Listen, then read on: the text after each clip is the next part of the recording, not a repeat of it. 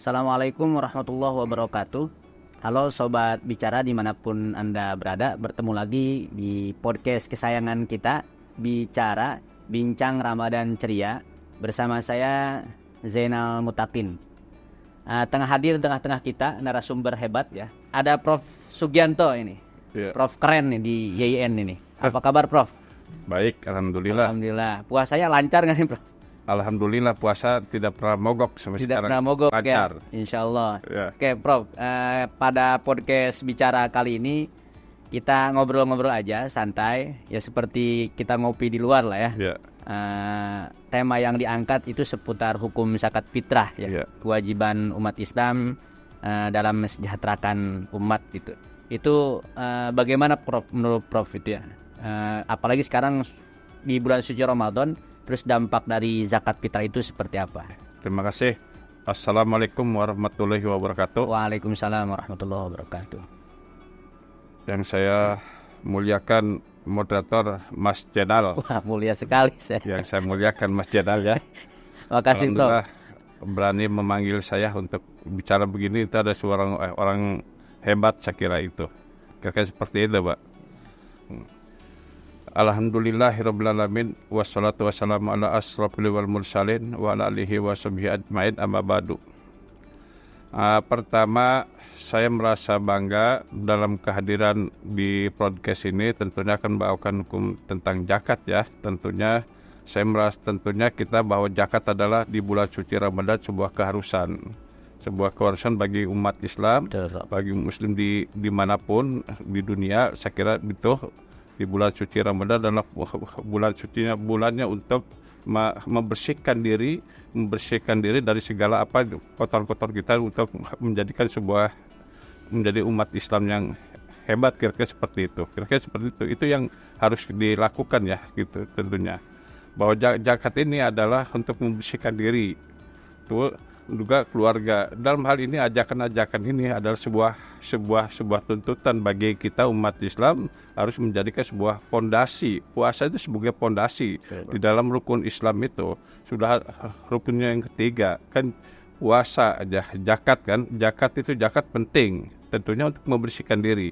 Tidak lama lagi kita akan menjalankan di bulan suci Ramadan ini tentunya menjadi sebuah fondasi untuk bagi umat Islam, untuk apa yang menjadi harapan untuk kita menjadi mewujudkan sebuah keimanan kita. Kira-kira seperti itu. Oke. Ya, kalau di teks-teks suci itu Prof, ini ngobrol aja ya. Ini zakat ini selalu bersandingan dengan sholat ya. Iya. Yuqimuna sholah wa yu'tuz zakah itu kemana-mana pakai bahasa Sunda jadinya. Kemana-mana itu kalau kita baca di teks-teks suci itu ya, khususnya di kitab Al-Quran gitu ya, itu selalu bersandingan gitu. Itu bagaimana memandang itu Prof? Ya, jadi satu sisi memang kewajiban kita sholat terus diiringi dengan zakat gitu Prof. Oh gitu. Ya karena tadi yang saya katakan ya bahwa zakat itu adalah di dalam rukun Islam. Tentunya tadi rukun Islam kan sudah jelas ada 5. Kita sholat, zakat kan itu. Tentu zakat itu juga tidak bisa dilepaskan. Tapi disebut zakat itu bukan hanya apa ya? Saya kira zakat itu ada 2 istilah. Zakat fitrah dan zakat mal kan itu. Betul. Nah tentunya inilah menjadi sebuah animo bagi umat Islam untuk tujuan membersihkan diri, untuk membayar zakat untuk kepentingan siapa kan itu. Nah tentunya di bulan suci Ramadan untuk menjadikan sebuah keimanan kita, memberikan punya zakat mal, tentunya kita memberikan hak-hak kita sebagai penghasilan kita sebagai manusia, sebagai masyarakat. Tentunya kita memberikan juga wajib zakat mal itu sebuah keharusan. Juga selain dalam ajaran agama dan Islam, juga dalam undang-undang diperintahkan dalam hal itu. Itu sebuah keharusan. Di undang-undang juga memang diatur ya Prof. Di undang-undang juga diatur kan itu. Pemerintah mengajarkan bagi zakat mal khususnya bagi PNS, bagi dosen atau siapapun yang orang bekerja kan itu punya penghasilan. dalam konteks itu termasuk masjidal. Ya, Itu jadi sobat diwajibkan zakat bicara, mal. kebetulan Prof Sugianto ini guru besar ilmu hukum nih. Jadi tepat sekali ya. Jadi ternyata zakat juga diatur juga ya di Ya. undang-undang kita juga Ya. gitu. Walaupun memang bentuknya bukan zakat katanya gitu ya. Ya, Atau mungkin di pasal-pasal sosial atau apa gitu ya, saya Prof. kira gini, sudah jelas ya kalau negara telah mengesahkan Undang-Undang 23 2011 tentang pengelolaan zakat, kan itu. Gitu Tadi ya. saya katakan, zakat itu apa? Zakat itu ada berapa sebenarnya? Zakat fitrah dan zakat mal. Zakat fitrah hanya diberikan hanya untuk bagi umat muslim dimanapun berada, wajib pada bulan suci Ramadan itu harus memberikan bayar zakat, kan itu wajib kan itu. Artinya bagi orang yang berkemampuan, Ini saya mampu. PNS gitu ya. Ya PNS apalagi itu menjadi sebuah harus Udah PNS muslim bukan pula, PNS Prof. juga harus membayar zakat fitrah, bagi zakat fitrah. Iya, iya. Sekarang di masjid-masjid di mana seluruh Indonesia sudah menghimbau melalui Batnas sudah menghimbau untuk melakukan membayar zakat. Kan kira-kira seperti itu. Sekian berapa udah ada aturannya. Iya, iya. Pasti pengumuman setiap masjid pada sholat Jumat atau sholat apapun, apalagi sholat tarawih, udah diumumkan baik. Udah saatnya kita waktu membayar zakat fitrah sampai ini jam sekian, kan udah itu. Artinya itu kreatif sekali. Itu yang menjadi sebuah kebanggaan bagi saya. Itu yang menjadi apa yang menjadi tuntutan tantangan bagi kita untuk sebagai itu perintah negara, pemerintah dalam hal ini melalui Batnas, kan itu. Betul, betul. Kira-kira seperti itu, Mas. Wah, ternyata sobat bicara ya, di samping memang secara syariat kita sudah diharuskan, diwajibkan membayar zakat, ternyata undang-undang juga mengatur bahwa apalagi saya PNS ya, Prof ya. Iya. Prof PNS, saya PNS Muslim pula. Iya. Kalau nggak ditaatin, udah nggak taat sama agama, nggak taat juga sama negara, kan repot Iya. ya, Prof ya. Itu siap-siap aja lah. Wah, Siap-siap aja. udah kalau dari konteks agama siap-siap berdosa. Ya, inti kalau misalkan regulasi undang-undang yang sudah ada dihukum kira-kira Iya. gitu. Kena sanksi lah. Kena sanksi. Iya. Oke, Prof. Jadi dampaknya ya memang sangat luar biasa ya zakat itu, Prof. Kenapa kemudian dari turunan undang-undang tadi turun Baznas sampai titik terendah itu bukan titik terendah, artinya paling bawah itu daerah kabupaten kota ya, Prof. Iya. Kira-kira dampaknya apa sih yang diinginkan, itu yang diharapkan? Ya, pertama kehadiran Batnas itu secara hierarki dari pusat, apa yang tadi diamanahkan oleh Undang-Undang 23 2011 tentang pengelolaan zakat harus melalui Batnas, kan itu. Dari pusat hingga provinsi, kemudian dari provinsi, kabupaten kota, itu Batnas gitu. Melakukan pengumpulan zakat, berencana seperti apa, itu Batnas di satu sisi, kan itu. Nah, karena kedudukan hukum Batnas itu diproteksi dalam undang-undang, bahkan dibiayai anggaran APBD kabupaten kota provinsi, dan kalau pusat APBN. Situ di satu sisi seperti itu. Jadi siapa bilang jadi komisioner Batnas tidak enak lah, di backup oleh negara, kan Enak, itu. tapi tanggung jawabnya besar juga. Tanggung jawabnya besar. Di satu sisi ada Batnas, ada lembaga amil zakat, kan itu. Ada UPJ, setiap daerah satker itu wajib membentuk itu. Kan itu sebuah keharusan untuk pengelolaan di satuan-satuan untuk melakukan pembayaran zakat, mengumpulkan zakat. Tujuannya untuk apa? Ya tujuannya pertama tentunya mensejahterakan masyarakat, gitu kan? Untuk melakukan mensejahterakan tentang memberikan kepada fakir miskin, kan itu, dan mualaf dan lain-lain itu sangat dibutuhkan sekali dalam hal ini. Tentunya sebagai wadah Batnas itu sebagai pondasi yang dibentuk oleh negara untuk dalam rangka mengelola zakat, termasuk zakat fitrah, termasuk zakat mal. Kira-kira seperti itu. Ya, artinya sebetulnya pemerintah sudah sangat serius ya, Ya. melalui Baznas, terus juga belum lagi lembaga-lembaga zakat yang di luar pemerintah gitu Ya. kan. Betapa besar potensi umat Islam itu ternyata ya, umat Islam itu kan karena kewajiban zakat ini diakomodir oleh beberapa lembaga tadi. Ya. Sangat luar biasa ya, Prof. Ya. Jadi perlu, tapi secara regulasi atau aturan itu lembaga-lembaga zakat juga sudah melakukan sesuai regulasi mungkin ya, Prof. Saya kira sepengetahuan saya, penglihatan saya sudah melakukan apa yang tadi diperintahkan oleh undang-undang. Saya kira seperti itu. Karena memang tadi saya katakan ya, Batnas itu dibentuk sebagai lembaga negara non struktural. Artinya itu lembaga mandiri. makanya harus dibebankan pada APBN kan itu. Nah, di kabupaten kota itu di APBD kan di satu sisi seperti itu kan.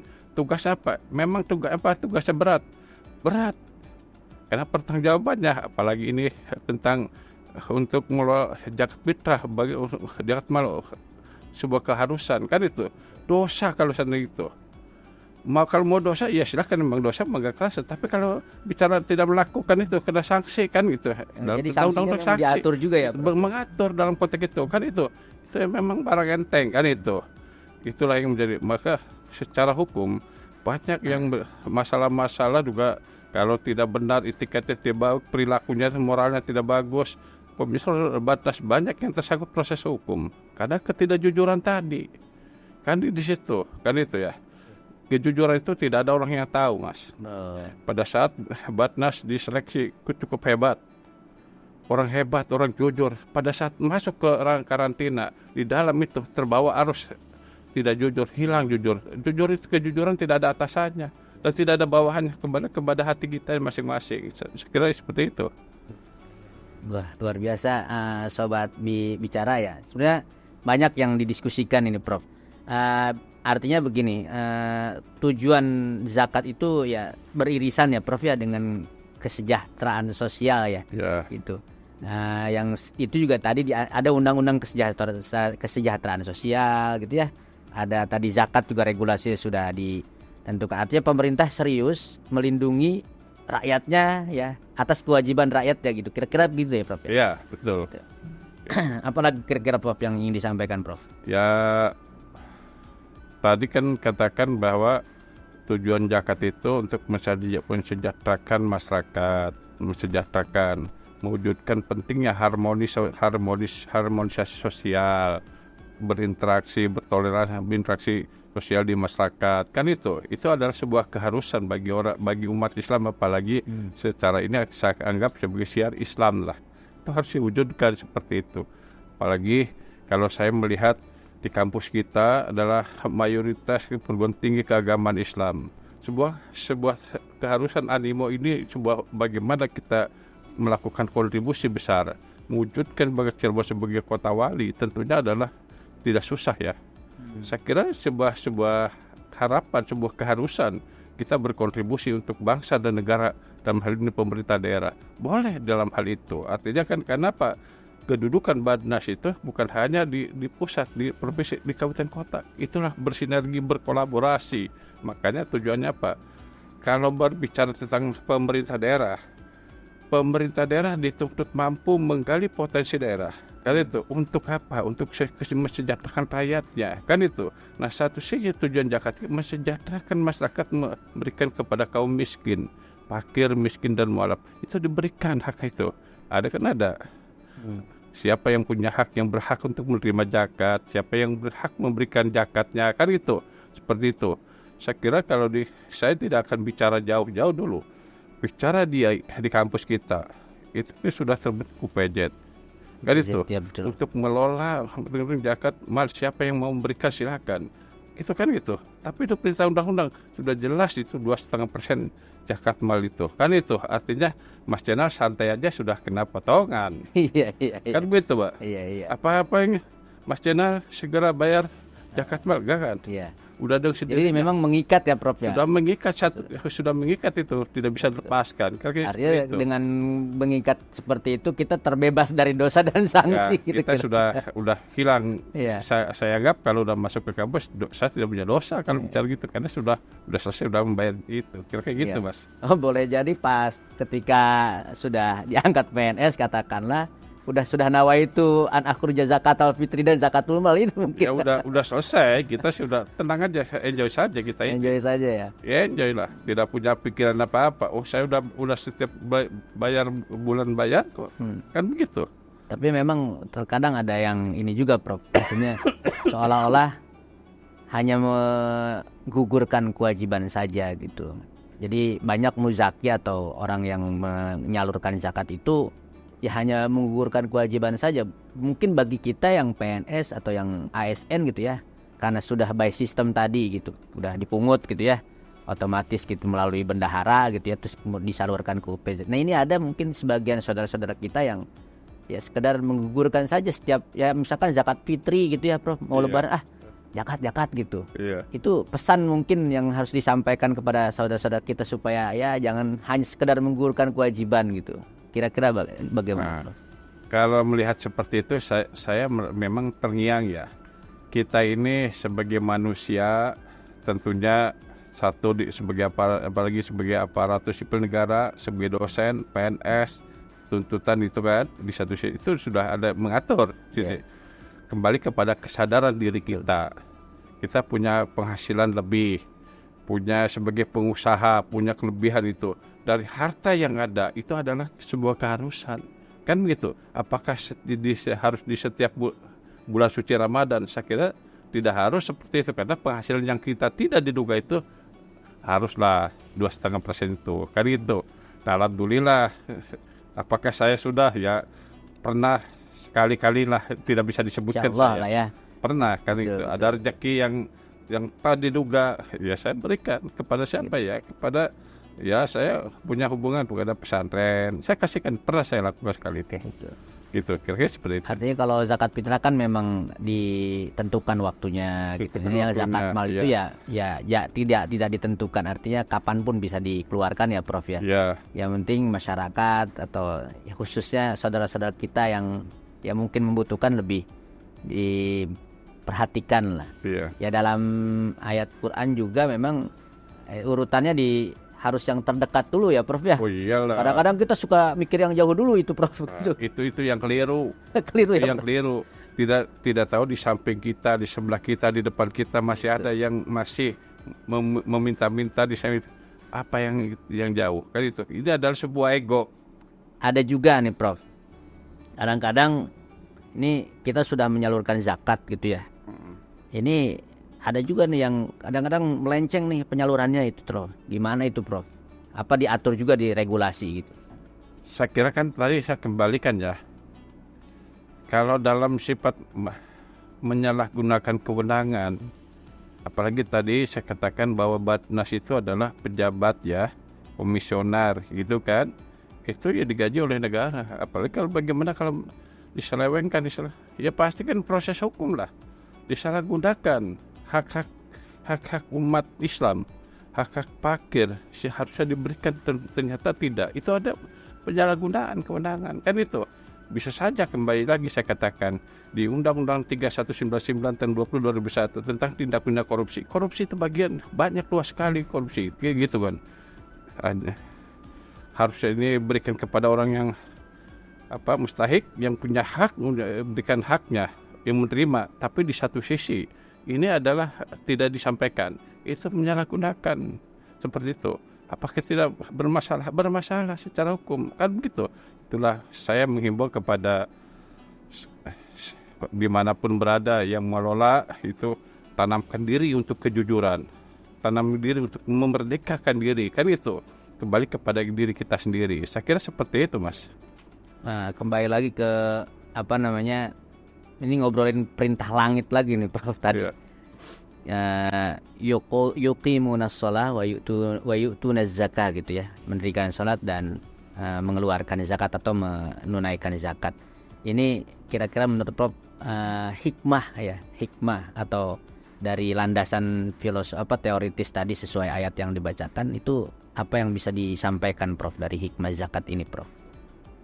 Ya bagi saya mungkin bahwa zakat itu untuk kepentingan bagaimana membersihkan diri, membuat sebuah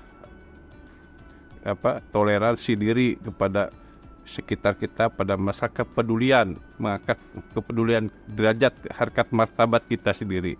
Tentunya di sekitar kita itu harus memberikan, tujuannya hanya satu, mari kita wujudkan untuk kepentingan masyarakat, mensejahterakan kaum miskin yang itu kita merasa bangga kan itu, karena antara kaya dan miskin, kita yang kaya memberikan haknya, memberikan ini hartanya, tapi bagi yang berhak menerima kan itu. Bagaimana kalau hal-hal seperti itu? Saya kira itu sebuah pandangan keagamaan ya, keagamaan yang harus kita sudah disampaikan. Tidak menjadi problema Mas bagi saya kan itu. Artinya muzaki dengan mustahik tuh saling melengkapi. Saling gitu, melengkapi gitu ya. di situ. Gitu. Iya, betul. Ini masih ngobrolin zakat fitrah, umumnya zakat fitrah, zakat mal tadi, terus mewujudkan kesejahteraan sosial. Tapi saya sebagai ya pada posisi bukan dosen lah, sebagai murid muslim tuh. Ini Indonesia ini mayoritas muslim terbesar, Prof. Dan umumnya sudah paham betul gitu bahwa zakat itu adalah kewajiban. Tapi gitu ya, ada sebagian sebagian muslim itu yang itu kewajiban tapi tidak dilaksanakan gitu. Itu yang pertama. Yang kedua, masyarakat kita juga punten gitu, masih ya ada yang di bawah garis kemiskinan gitu, Prof. Kira-kira apa yang harus di solusi apa yang harus ditawarkan gitu, Prof. Terus juga untuk yang mungkin tadi abai gitu, selain ada sanksi gitu ya, terus juga masyarakat yang tadi yang masih ada di bawah garis kemiskinan lah, ini bagaimana, Prof, menurut Prof, pandangan Prof? Tentunya tadi saya sampaikan bahwa untuk mengentaskan kemiskinan itu adalah menjadi sebuah tanggung jawab pemerintah. Kan itu tanggung jawab negara. Kan sudah dalam Undang-Undang Dasar 45 pasal 34 fakir miskin oleh negara. Kan itu di satu sisi. Makanya negara membentuk sebuah lembaga untuk umat Islam adalah melalui zakat atau itu adalah Badnas. Kan itu. Saya kira di situ ya tentunya. Bagaimana tentunya kedudukan peran ini punya kolaborasi, bersinergi kan itu, mengentaskan kemiskinan itu sebuah tuntutan di dalam Al-Quran, dalam ajaran keislaman, Islam dan undang-undang pun sama, diperintahkan dalam konteks itu. Kembali kepada kita, pemimpin yang harus punya kepedulian, punya niat baik untuk membangun masyarakat sejahtera. Kembali lagi sinergi, kolaborasi seperti itu. Jadi memang untuk mewujudkan paling tidak meminimalisir lagi ya kemiskinan gitu ya, wujud kolaborasi itu penting ya, Prof. Penting. Ya. Sobat bicara yang berbahagia, bincang Ramadan ceria, mungkin cukup ya, Prof ya. Oke. Ini dingin juga ini, ruangannya luar biasa. Terima kasih, Prof, atas kehadirannya. Siap. Di lain waktu kita bisa ngobrol lagi, mungkin di luar bulan suci Ramadan lebih enak ya, Prof. Sambil kopi gitu ya. Ini karena Ramadan saja, kopinya sih ada gitu. Iya. Gitu. Ya, mungkin statement terakhir, Prof. Pertama, tentunya saya sebagai ASN, PNS dosen, kan itu sebuah tuntutan keharusan kita bertransformasi keilmuan, kan memberikan keilmuan seperti itu. Kalau yang saya mampu, yang saya bisa. Kalau yang saya tidak bisa, saya bukan bidang saya nggak mau. Mohon maaf, saya jujur saya menolak. Tapi ini juga menarik, Prof. Jadi gitu. Mungkin kalau karena saya begitu saya diberitahu bahasa bicara hukum nggak apa-apa. Kalau bicara untuk ini saya pasti saya menolak jauh-jauh. Kan itu karena bicara hukum walaupun saya masih belajar bicara itu saya lakukan seperti itu. Tapi setidaknya, Prof, yang Prof sampaikan juga betul itu. Selama ini kan kita tahunya hanya zakat fitrah itu urusan syariat aja gitu. Yeah. Tadi disinggung ternyata ini juga urusannya urusan negara gitu, urusan undang-undang gitu.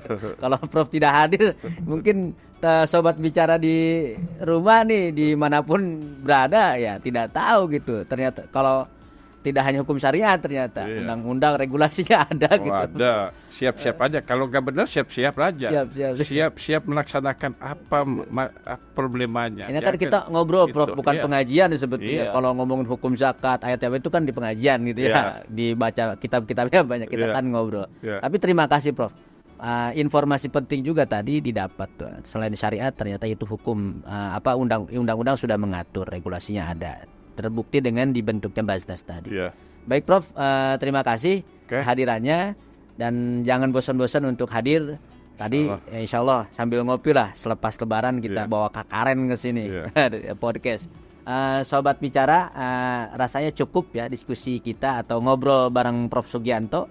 Kita doakan beliau agar selalu sehat terus memberikan inspirasi, ilmu pengetahuan, berbagi pengalaman dengan Sobat Bicara.